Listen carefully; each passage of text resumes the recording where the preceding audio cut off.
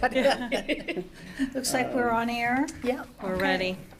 All right, I'm going to call to order our meeting of the Accessibility Advisory Board today on February 6, 2025, and request staff confirmation that the Kansas Open Meetings Act required notice has been properly provided. Yes, it has. Thank you. And roll call, please. Commissioner Castle. here. Commissioner Hubbard. Commissioner Krager. Commissioner Krager, you are on Zoom. Can you hear us?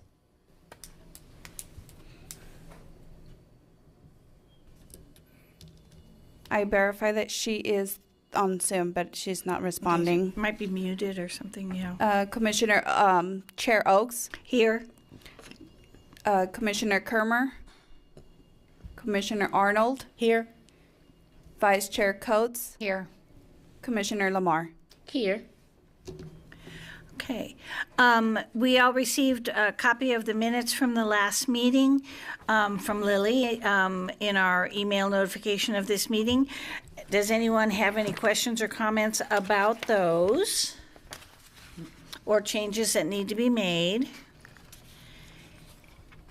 And if not, I will accept a motion to accept the minutes. I move that we accept the minutes as they were written. Second. It's been moved and seconded. All in favor say aye. Aye. All opposed, same sign, and they have been approved. We have no new business at this time, and public hearing items? None. There are none. At this time. We have a new member? We do. She is the member joining us online, so we wanted to welcome her. It seems like she's having a little bit of a hard time being able to hear. I don't know, Lily, if you can unmute her on the side there. To request to unmute, but no response. I didn't know if on this side you could do it for her, if that allows you. No, it won't. It asks to unmute. I can send her. There. Yeah. Okay. So we know we can see that she's here, and hopefully she's hearing us, and we'll let her join us sometimes where she can introduce. We want to welcome her. Her name is Kirsten Kroger, I believe is how you pronounce it. We'll go with that until I stand corrected. Okay. So, Welcome. yes.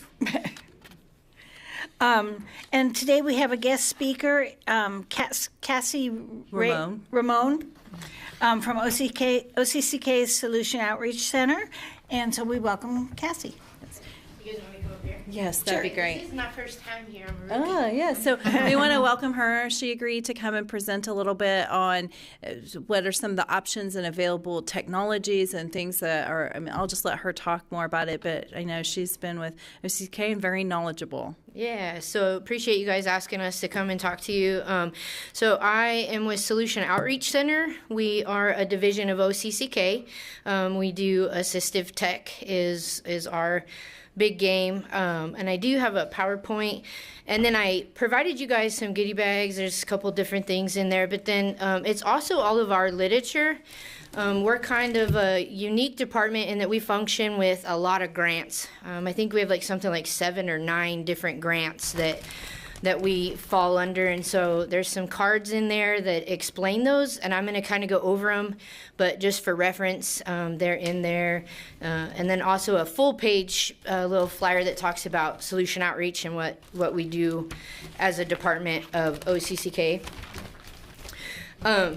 So something that is a little bit confusing about our services, so we function under OCCK, but it's actually a statewide program, and I like to really emphasize that because of your guys' ties across the state. A lot of people that we work with cross over our boundaries into other areas as well. So I like to emphasize that. Can you advance this slide? Yeah. Understanding a little bit more about who we are. So we fall under a grant umbrella that covers the state, like I mentioned, called Assistive Technology for Kansans. and that is part of the Administrator for Community Living through Department of Health and Human Services. So that's a grant that goes out to the state. So that umbrella covers the whole state. They subcontract with independent living centers across the state to provide those services, and that would then be OCCK in the North Central and Northeast regions, Skill in the South Central and Southeast, and then the Co-op in Western Kansas. And they provide the services that I'm going to talk to you guys about. Those are provided across the state through those other subcontractors. The other unique thing that makes us function a little bit differently than a lot of the other OCCK departments is that we serve the lifespan, all disabilities, all insurances, no insurances. Basically, if you have even a short-term disability that is limiting your independence, you can reach out to us and borrow equipment. We can help do assessments to try to find ways to help you remain independent in your community, at work, at school. We are not dependent on any specific insurance, any specific disability. If you have something that's limiting your independence, we can help. Short-term, long-term, acquired, lifelong. If you'll advance the next slide. This is a map of the regional access sites, like I mentioned. So this would be the ATK side of what we do that allows this to function across the state. So anywhere you are in the state of Kansas, these services are available. I'll go ahead and advance.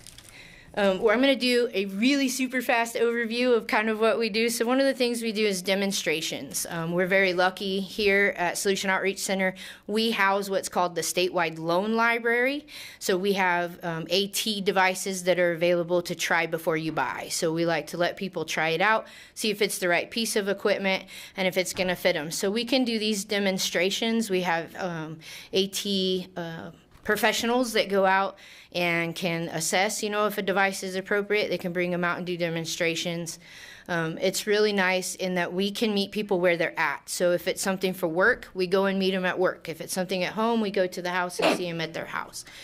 And we can take those devices out to try with the individual where they're at to make sure it's appropriate. The part of the statewide loan library also provides short-term loans. So not only can we demonstrate that device to you, but we can let you borrow it for 4 to 6 weeks and try it out. See if it's going to be the right fit, if it's going to, serve its purpose. The devices can be shipped at no cost to individuals. So this is really handy. Schools get really excited about this one because schools can borrow devices and I can ship them to the schools at no cost. So they're able to get those devices to try out with a kiddo to see if it's appropriate, if it's the right device, and it's at no cost to them. And then we do work with other professionals like physical therapists, occupational therapists, to make sure that specifically like durable medical, seating, positioning, and mobility devices are appropriate for individuals, that they're fitted, that they are going to serve the individual's needs. Go ahead. Does she have a question? Or she's introducing herself? She probably finally got on. Very good. One of our other really big programs across this state is the Key Reuse Program, the Kansas Equipment Exchange. So again, this is a statewide program. People can donate durable medical equipment to this program. We make sure it's in good shape. We clean it up. If it needs repairs within a reasonable amount, those repairs are made, and then we get them back out to individuals at no cost. So this is a great program. We're just kind of at the mercy of donations on what's available. And my understanding was that if the state of Kansas through Medicaid or anything has paid for a piece of equipment, this is where it should go. Yes, we really encourage it to come back into that, to keep those dollars flowing and to keep that equipment moving. And we, again, a statewide program. So if an access site in Western Kansas has a device that somebody needs, we work to move it across the state to where it needs to be. So if we don't have it here at the North Central access site, we also check those other sites to see if they might have it available. This is a great program in our younger individuals, right? Because they outgrow their equipment so quickly that a lot of times it doesn't see its full life with them. So if they can donate it back, we can keep that equipment moving and get its full use out of it. And it does not fit under the 4 to 6 weeks limit of loan. Correct. It can be permanently placed with a user if necessary. Absolutely, Lisa. That's a great question. Yeah. So the difference between the key reuse and the short-term loan is that key reuse, once we've given that equipment to an individual, it's theirs to keep until they don't need it anymore. And if it's still usable in good shape, we just ask that they bring it back. Yeah, but it's theirs to keep. You're right. Thank you for pointing that out. We'll advance.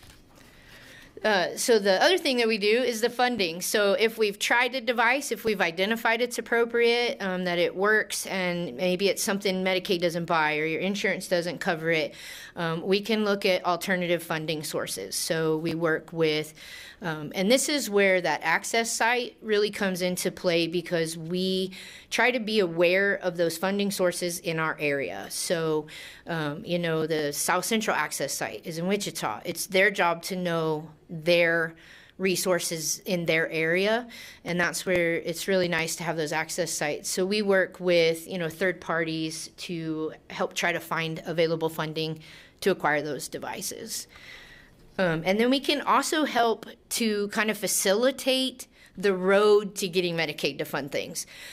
We can't write those reports. We can't, do those things, but we sometimes work as a bridge between resources to help nudge people in the right direction or get them where they need to be to get things moving. Go ahead. The other thing is we can provide training. So let's say we work hand in hand with vocational rehabilitation. So let's say that they have purchased a device for an individual and they're using it at the job, but they just need some additional training or they need some help getting it set up. Somebody's purchased a computer with a program called Zoom Text that's like a magnification software. They've purchased it, they're using maybe the surface layer, and they just want to get a little further in, or they're sure there's a function, they just can't find it. We can go out and provide training on those devices too. And we can meet them where they're at again. So if it's at the job, if it's at the home, if it's at school, we can meet them where they're at to help provide those services. Go ahead. Some other programs that we have available are those cards that I gave you in your bags. We function with the Kansas TAP, the Telecommunications Access Program. So this is another federally funded program that provides telephones for individuals who can't use them in a traditional sense. So if we have a mobility, a vision, a hearing issue that limits our use of a standard telephone, this program helps to provide those phones if they have an active phone service. I Can Connect is a kind of a step up from TAP. So this is for deaf-blind individuals who have a dual loss to provide advanced telecommunications. So if we need to look at some of those higher-end devices to help be able to have access to our community. Again, we work with vocational rehab, so we are a vendor with DCF, and we can contract with them to work with individuals in their workplace to help identify and acquire devices needed to either acquire a job, keep a job, increase hours at a job, and we do those things as well. And then the last one is just my contact information. If you guys had any other questions, anything like that. I flew through this really quickly. I know a lot of you on the board are familiar with our services. Is there anything that you had questions about, or something maybe that we do that I didn't talk enough about? No, thank you, Cassie. All right. Thank you. Thank you. It's always so good to hear some of the great services that are available in our community and to be able to share that. So. We often feel like we're the best kept secret that people don't always know that we exist. And we're glad it could be part of a public meeting that will be on Access TV and or on TV, YouTube, whatever it is now, But to the really channel. stress that we serve everybody. We're not just little kids, not just school-age kids, but yeah. So, excellent. Okay, as we continue on, it's time to review our annual report, And that was part of your packet. What the staff does is prepare a proposal, but it is up to this committee or this board to have final approval of it. We take what's been done in the past and kind of look at that. You're able to add, delete, tell us, but this just gives us a starting point because we try and keep the meetings close to an hour, and if as a starting point, so we have a place to discuss. And I'm happy to read through what we have on there, or if someone else wants to read through it, or if you've had an opportunity, however the chair would like to proceed with this. Go ahead and just proceed with it, Michelle, I think. Okay, so the 3 to 5 accomplishments, we've presented 3 for your consideration. Organized first half day educational accessibility seminar event on October 3rd, 2024. Participated in the 2024 Fair Housing Seminar event with booth to inform attendees of the purpose of the Accessibility Advisory Board, and provided input on city's updated website in advance of new web accessibility rules. Those are the 3 accomplishments for this last year that we've proposed. I don't know if there are any additions or deletions, amendments. Hearing none, then I will move on to the goals. We have 4 that we've presented. Goal number 1, host accessibility seminar event in October of 2025. Goal 2, continue to provide input on the development of training materials on accessibility laws that can be used internally and externally. Goal 3, continue to offer feedback to the city's ADA coordinator on the development of a refresher ADA transition plan. Goal number 4, review and update the accessibility resource list. I think those sound very accurate. Okay.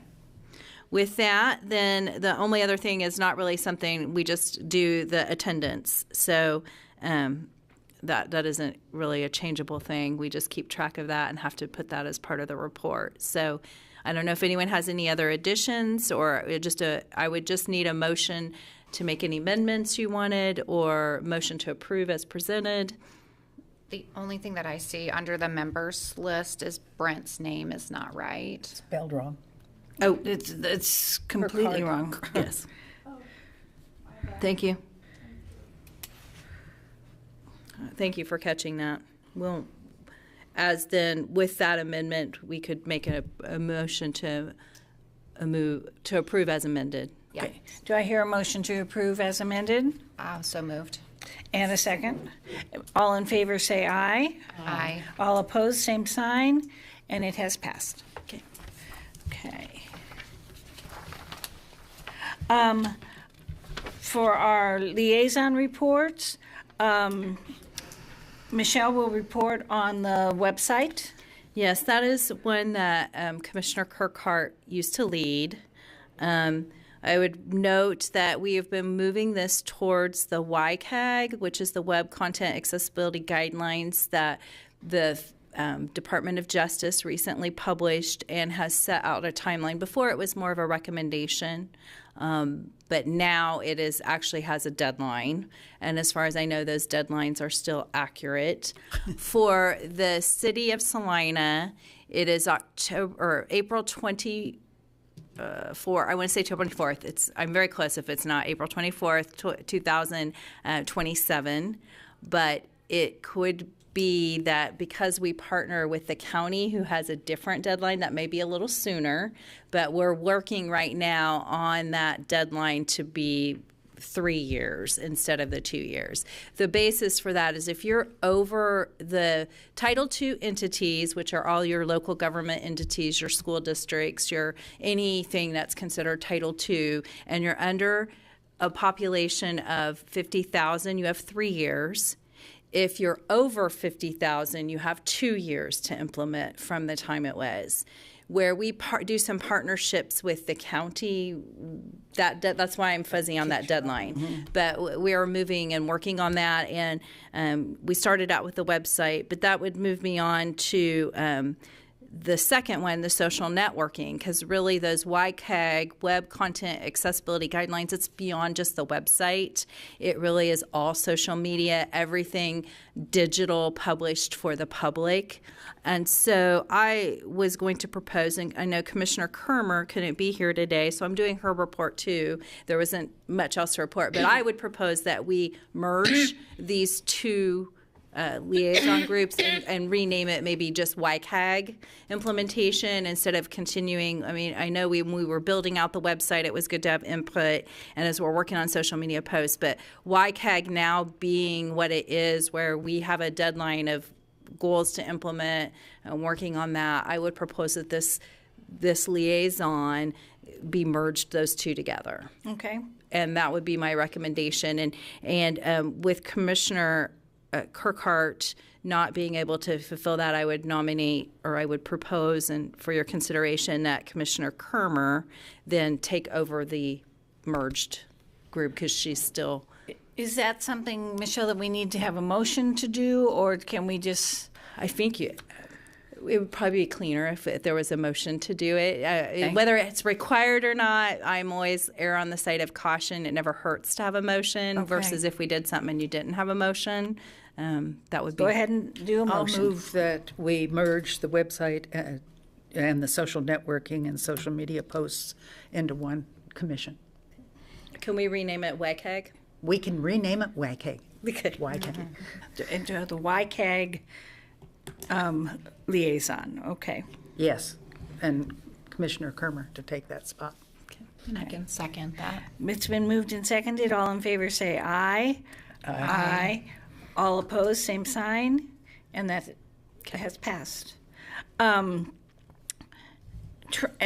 the topic of training is our next liaison is Commissioner Coates. Sure.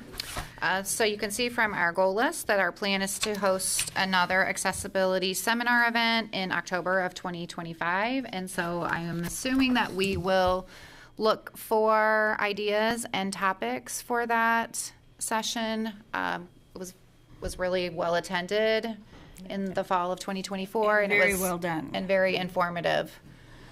So we have a few months to get rolling with that, but it'll be here before we know it. So our idea was when we finish the one in April that we do for our other board, that we would start thinking about this one. So if that's okay with everyone on this commission, you guys are always welcome to meet before or give us any input before. But as a staff member, we kind of do one, close it out, and then do the next one. Did we get any suggestions or requests for topics from the last one? I will defer to Ms. Morales. I don't believe so, but did we get any in the feedback? No, they didn't. They just liked it, and but no. So we will take and let the liaison kind of lead the way on that, but we would ask that for staffing purposes, we focus on it after the last weekend in April. That sounds like a great plan. Okay. All right. Which our next meeting is after the April Correct. one. So perfect timing. It is perfect timing. Okay, and the next liaison is transition plan, and that is mine, and I'm going to defer to Michelle. Yes, we're working on that as a city, and it's kind of a work in progress. I would say that as a city, we've been working on cleaning up the ones from the last transition plan that was actually published and making sure all those items are complete. With some changes in the parks, they're working to get that. I'm hopeful our next meeting internally to check where are we on all these projects and keep that matter going. We're planning that in April. So by the next meeting, I should have a full update on that. They're still working on trying to get those lists. But our biggest focus will probably be YCAG. Okay. For the size of our city and the way we are, getting those last few things, making sure they're done, because what we have left are the bigger projects like bathrooms and the bigger projects that aren't the easier fixes that they're working on into the parks plan mostly. Is YCAG. And YCAG, if you are not familiar with it, is the Web Content Accessibility Guidelines. There are almost 60 items that have to be done, and they're very detailed. And so it's quite a little daunting at times, but we've been working on it. We have an internal committee that's kind of at least taken a look at it. We're trying to get a plan together. We had presented to the city manager, and That is just before changing. he was leaving. And so it has been requested that we have a new meeting set up with the interim city manager.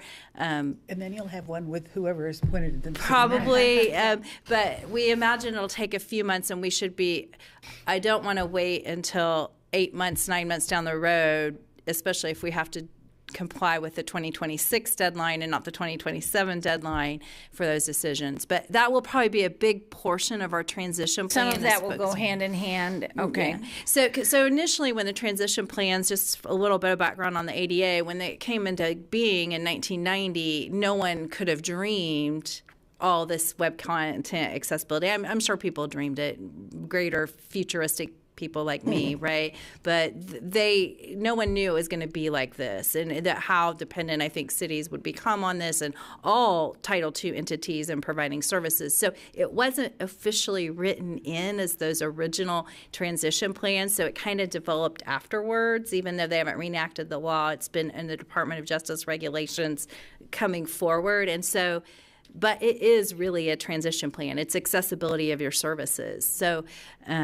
We're working on that. And quite frankly, those people that are in the industry, like when I've gone to the conferences, it's a whole new niche. People that do the transition plans, they don't know what they're doing in YCAG. And so you have to go to whole other people if you're wanting to get help with it. So I feel pretty good where we are with it right now. I think we're ahead of a lot of them, but that is going to be a big part of, and we may consider merging YCAG and transition plan, because I can tell you, at least for the next 2 years, that's going to be our focus on our transition plan will be website, and digital accessibility will be our big focus. And to some regards, it will be ongoing. Yes. Because the technology changes so frequently and so fast. Yes. Yes, it will be. And so a lot of stuff we're proposing now too, like I don't think the market in what is out there yet has caught up with it. Because this is a requirement, there are going to be people, I think, that respond and make things easier on some of this stuff at some point, but it hasn't caught up yet. Mm-hmm. Yeah. So we're hopeful, but I don't personally, and I know those of us internally on this, don't want to wait until 3 months before or something like that, because it's too big. It's too comprehensive. I think you would miss the mark if you wait till the last minute. This is not a procrastinator project. Okay. That's all I would say. It's been a little overwhelming, and at some point, if this board is interested or commission is interested, we could kind of share our breakdown of like what it looks like and what each of those 60 items, because we've done this whole spreadsheet analysis of each of those items, how long we think it'll take, what's ongoing, what's initial, what's it going to look like to maintain it. So we do have an analysis of that. If this board is ever interested in that much detail. Well, and I think, I don't know about that much detail, but I think since we are looking at combining several of our areas. Maybe the liaison could meet with us. It might be a good idea to get a stronger feeling for what all that entails. Sure, and we are happy. We are happy to do it. I've been working on it quite some time with other individuals. Like I said, we did the presentation so that we can hopefully have more information for you. And things change, so we're in transition with it. But we do have it on the docket for the new interim. We have a meeting scheduled to go over that presentation with a new person, and hopefully it'll keep making progress. Okay. And the next liaison report is the resource list. And just looking at your guys' schedule and when our meeting is, I'm kind of thinking maybe after our next meeting I will get with Marissa or Lily, whoever is going to be my advocate on this, and we can just do that again. Sounds good. Okay? And Marissa's covering another call that we were both on. She's here. She's so Marissa, will it be you that will work on this again, or either one? Yeah, I'll just as I'm ready to start scheduling. Sometimes I'll get with you. Okay. All right. Preliminary discussion items.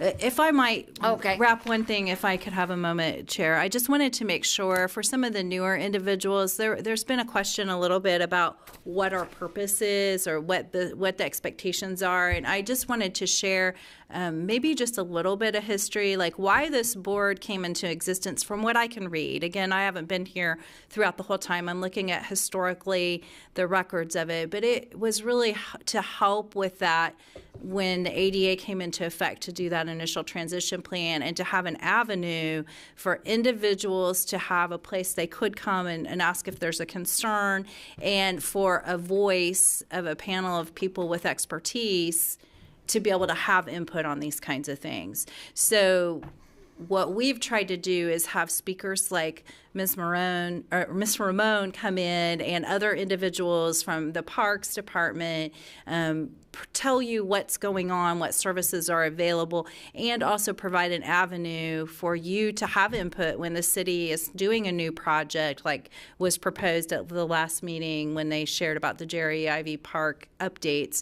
We want this to be an opportunity for you to have input, ask questions respectfully, of course, and see that we are only advisory on this board. It's actually City Commission who makes final decisions. We don't have any legislative authority to make decisions. We make recommendations and we have input. But that's why this board exists. So I would encourage you, if you have a topic you're interested in, our goal as an office is to make contact within the city departments to kind of know what they're doing, and if something's anticipated. One of the requests when I first started was to not wait till the very last minute till the project's done, and that's why we tried to have the Parks and Rec director, Mr. Hammond, come in as it's preliminary, when it's not really finalized yet, when there's time to make a change versus when it's almost done and you've spent a lot of money on it and then go, oh my gosh. So I do want this to be an interactive forum for you to have some input.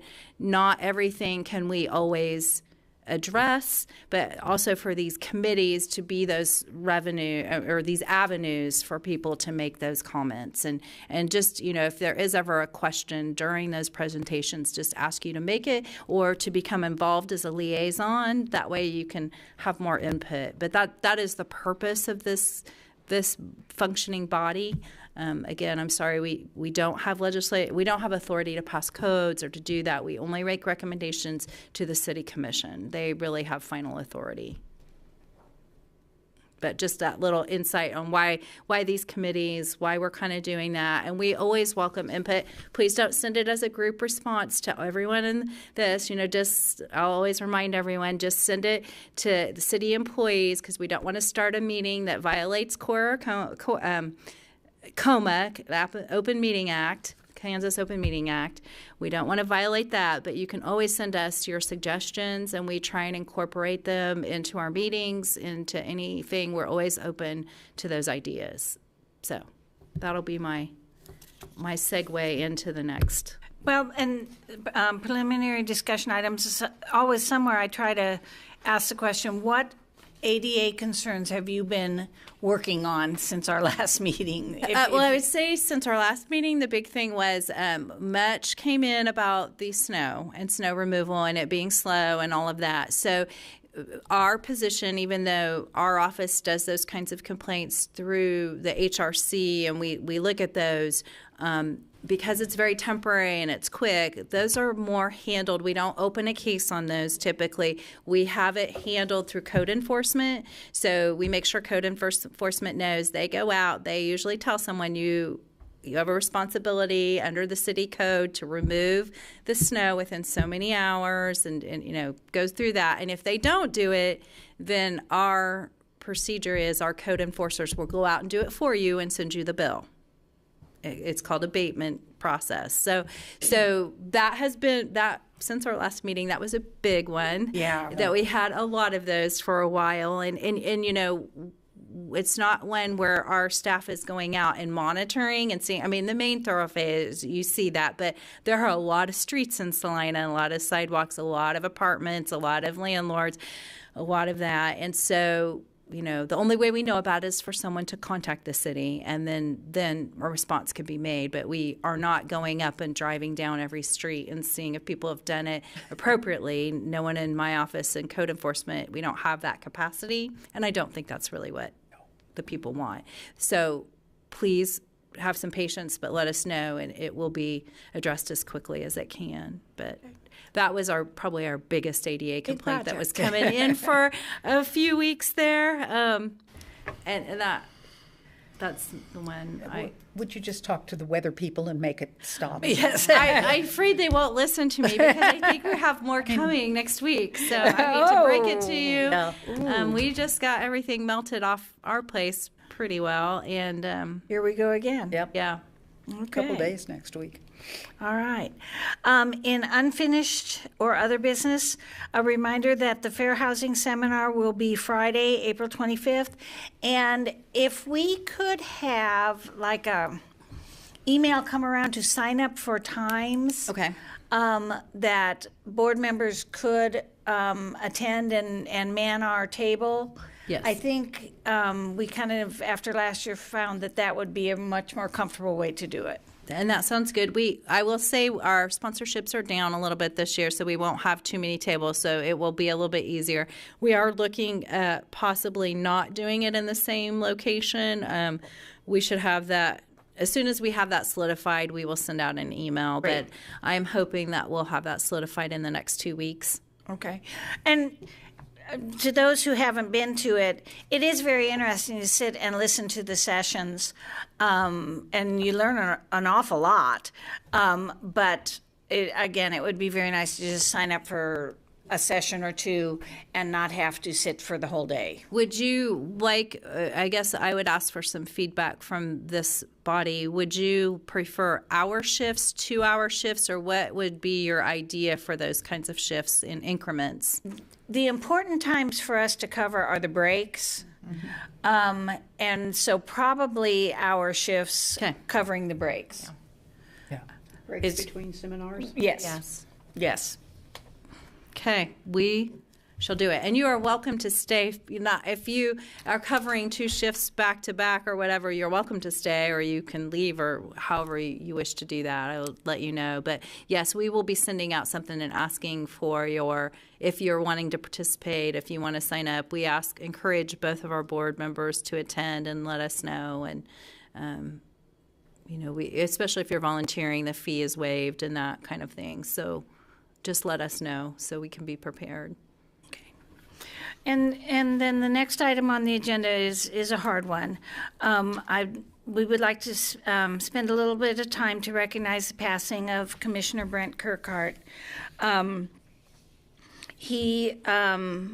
let's just take a moment of silence in memory of Commissioner Kirkhart. He passed away on Wednesday, January 22nd, 2025, suddenly. So we'll take a moment of silence.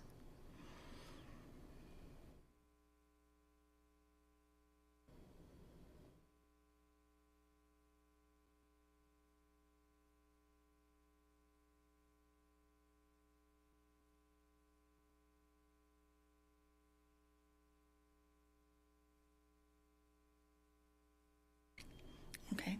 And we do have a card that we would like all of you to sign and that we'll send to the family. I was able to go a little bit over to the visitation that day and see them. And I know it was a very sudden, big surprise. This was not expected at all. So Can I just read a bit about Brent? Sure. Just about Brent with regard to our commission.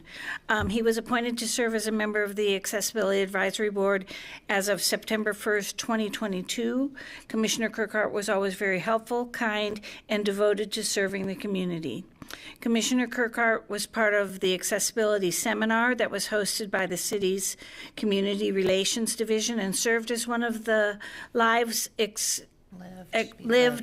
experienced panelists, and he served very well with that, who provided useful feedback of the struggles he has experienced with public accessibility. And we want to express our most heartfelt sympathies to Commissioner Kirkhart's family. May time heal your sorrow, May friends ease your pain, and may peace replace the heartache. And just personally, from my experience, this was a good guy. This is a hard loss. Yeah. I would agree. So we would just ask everyone here if you would please, take a moment. Lily has the card over there, and just sign it. And, whatever you would like to say, we'll make sure it gets delivered. Okay. Yes. Do you want to say hi to the new commissioner since she's... Yes, Yes, before we adjourn. Yeah. Welcome. Hi. Yeah. Would you like to introduce yourself at all to us? And can you see us? I can see you, yes. Hi, my name is Kirsten Kroger. I am a web developer. I started getting interested in accessibility and web accessibility when I got a master's in user experience. And then I started working in public libraries, and it just kind of all melded together. So I'm really excited to be here, especially hearing about all the web accessibility stuff you guys are looking to tackle. That is amazing. She does not know what she has just opened the door of accessibility. You may be nominated to just do it all. I don't know about all, but we definitely will rely on the expertise. Yeah. Yes, it's good to have you on board. Thank you. All right. Before we adjourn, just a reminder that our next upcoming meeting is May 1st, 2025. That is after the Fair Housing Seminar, so please watch your emails about signing up for a time for the Fair Housing Seminar. And with that, I think I'll entertain the idea of a motion to adjourn. So moved. Okay, and a second? Second. It's been moved and second that we adjourn. Let's adjourn. All in favor, leave.